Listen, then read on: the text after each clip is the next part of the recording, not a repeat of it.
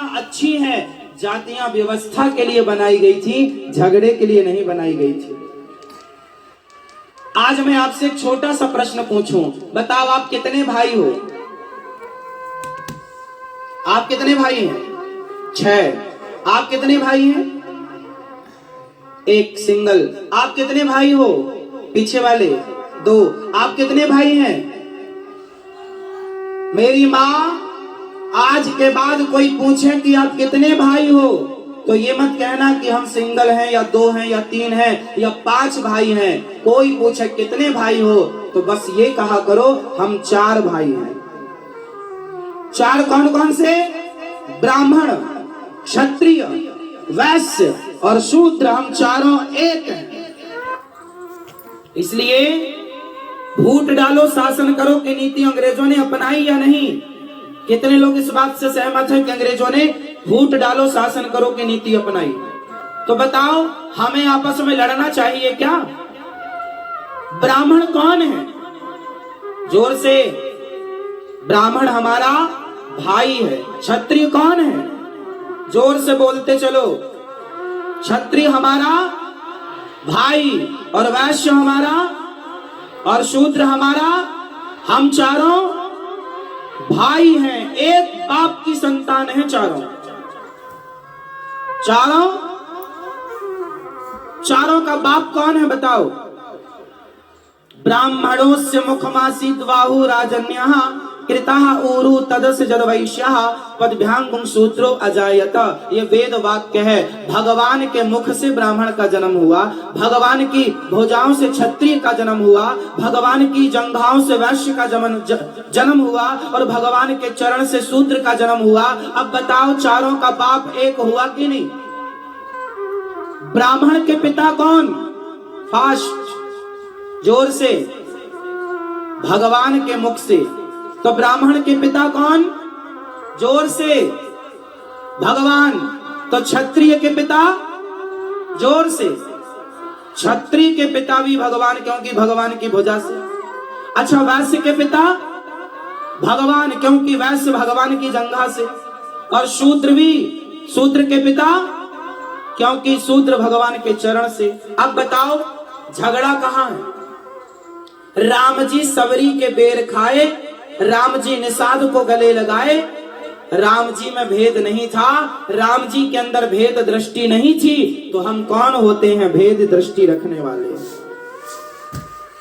सभी को गले लगाओ, सभी हिंदू एक हो जाओ। तो आज से कितने लोग एक होके रहेंगे? कितने लोग एक होके रहेंगे? ब्राह्मण कौन है आपका? और क्षत्रिय और वैश्य और शूद्र और जंगल के कोल भील। ये जंगल के कोल भील कौन है? हमारे भाई हैं, हाँ या ना? ये दलित वंचित जो हैं ये कौन है? सब हमारे हैं, कोई पराय थोड़ी है। छत्तीसगढ़ में जो जंगल में हमारे भाई कोल भील रहते हैं वो सब हमारे हैं। उनके पास जाओ, समय बिताओ, राम लला आए हैं, उन्हें भी लड्डू खिलाओ और उनका भी आशीर्वाद लो।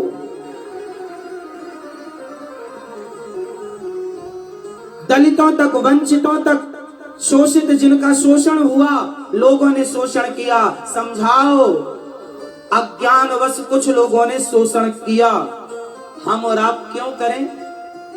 हम गले लगाएं। अच्छा बताओ, नफरत करने वाला बड़ा होगा या गले लगाने वाला बड़ा होगा? तो बड़े बनो। और छत्तीसगढ़ के जंगलों में, जो हमारे जंगलों में रहते हैं ना आज भी हमारे कोलभील भाई, हाँ या ना? क्या बोलते हैं उनको यहाँ पर? आदिवासी। जो हमारे आदिवासी भाई हैं, आपकी भाषा देखो, आपकी भाषा में समझ लेना मेरी भाषा को। हमारे जो आदिवासी भाई हैं वो सब हमारे भाई हैं, उनको भी गले लगाना है, कोई छूट ना जाए। राम जंगल गए तो इंसानों की छोड़ दो, बंदर भालुओं को गले लगाया मेरे राम ने। और राम राम ने रावण पर तब ही विजय पाई जब राम ने सबको जोड़ा। राम भी तुम्हारी तरह सोचते कि इसकी जाति ये, इसकी जाति वो, तो राम जी रावण से कभी ना जीत पाते। राम से सीखो कि राम ने सबको जोड़ा, इंसानों की छोड़ो, बंदरों तक को जोड़ा, भालुओं को जोड़ा। उस राम की पूजा करने वाले आप हो तो छत्तीसगढ़ का कोई भी मेरा भाई जो जंगल में आदिवासी हो, कोई किसी भी जातियां एक व्यवस्था के लिए बनाई थी, ऊंच नीच छुआछूत के लिए नहीं। जातियां क्यों बनी? जातियां एक व्यवस्था है। ब्राह्मण जाति, ब्राह्मण किसी का नाम नहीं है, ब्राह्मण एक व्यवस्था है। क्षत्रिय किसी का नाम नहीं है, क्षत्रिय का व्यवस्था। प्रधानमंत्री किसी का नाम नहीं है, प्रधानमंत्री की व्यवस्था है। हाँ या ना? ब्राह्मण की व्यवस्था है समाज की कि ब्राह्मण भिक्षा मांगेगा और भिक्षा मांग कर पढ़ेगा, पढ़ाएगा। पहले के जमाने में सारे बच्चों को पढ़ाने की जिम्मेदारी केवल ब्राह्मणों की हुआ करती थी। इसलिए राम जी वशिष्ठ जी के घर गए और भगवान कृष्ण सांदीपनि जी के यहाँ गए। आज आपके बच्चे क्रिश्चियनों के स्कूलों में पढ़ रहे हैं। वो क्रिश्चियन जो गौमांस खाते हैं, वो क्रिश्चियन जो मांस खाते हैं, जो आपके बच्चों को कहते हैं तिलक लगाकर मत आओ, कलावा पहनकर मत आओ, वो क्रिश्चियन हमारे देश में आकर ये कह रहे हैं कि तुम तिलक मत लगाओ, कलावा मत बांधो। तो भैया हम भारत में हैं, अपने देश में तिलक तो लगाएंगे। तुम्हारे बच्चों को वो लोग पढ़ा रहे हैं जो शराब पीने वाले हैं। पहले के जमाने में आपके बच्चों को पढ़ाने वाले केवल ब्राह्मण हुआ करते थे, और ब्राह्मण पढ़ाने की कोई फीस नहीं लेता था। बताओ, राम जी पढ़े, गुरु ग्रह पढ़न गयो रघुराई, अल्पकाल विद्या सब पाई। बताओ, राम जी पढ़े गुरु वशिष्ठ जी के यहाँ, तो गुरु वशिष्ठ जी ने कितनी फीस ली राम जी से? बोलो। हमारे यहाँ शिक्षा फ्री थी। आज भी वृंदावन में गौरी गोपाल गुरुकुल है, जहाँ 104 बच्चे पढ़ते हैं गुरुकुल में। ये दास आपसे भिक्षा मांगकर उनको पढ़ाता, लेकिन उन बच्चों से 1 भी रुपए शुल्क नहीं लिया जाता। उनके लिए श्रेष्ठ गुरु पढ़ाने वाले, व्याकरण पढ़ाने वाले, वेद वहां के बच्चे संस्कृत में बात करते हैं आपस में। हमारे यहाँ गुरु परंपरा थी और पढ़ाने लिखाने का काम केवल ब्राह्मणों का था। इसलिए ब्राह्मण भिक्षा मांगता था, क्योंकि पढ़ाने का शुल्क नहीं लेता था। वो उसका काम था केवल पढ़ाना। तो ब्राह्मण एक व्यवस्था है, पढ़ाओ। और हमारे देश में सबको पढ़ने का अधिकार था। यदि अधिकार नहीं होता तो रैदास जी कैसे पढ़ गए? रैदास जी भी पढ़े हैं, वो पद गाते हैं, पद लिखते हैं। पढ़े ना होते तो कैसे गाते, कैसे लिखते? हमारे यहाँ सबको पढ़ने का अधिकार।